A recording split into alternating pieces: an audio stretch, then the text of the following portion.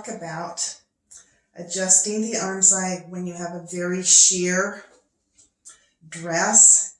And this happens a lot in bridal wear.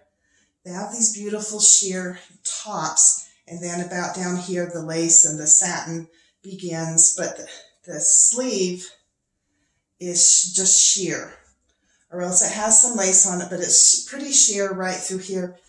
And when they raise their arms out like that, the sleeve pretty much comes down here, down into the bodice. And it's like, So I have this beautiful sketch. Let me go up close here so you can see what is going on with this. What this is about.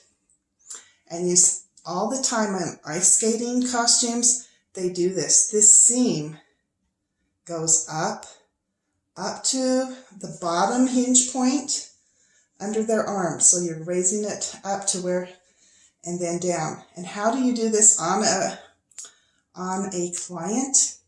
With tiny gold safety pins. Little safety pins. You can pin up, and that way you can see how, and you can get the sleeve tight or whatever, and then pin back down into easing into the sleeve. And a lot of times the sleeve is big and needs to go all the way down that way.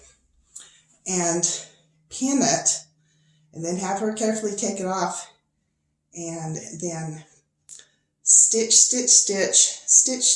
nice, tiny, tight, strong stitch through there. And then what you're going to do, snip.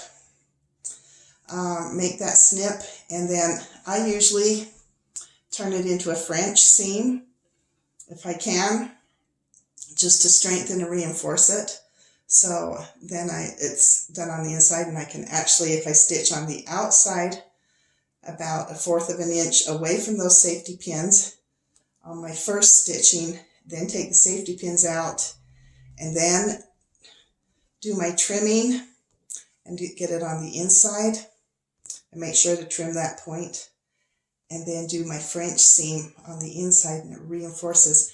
And it actually, you're basically raising their hinge point on the bottom so that they can move their arm, and it works. And definitely want to reinforce this point right here. Okay, right there. Reinforce that as best you can.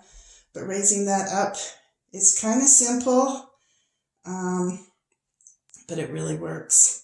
So there's a nice hint for doing that.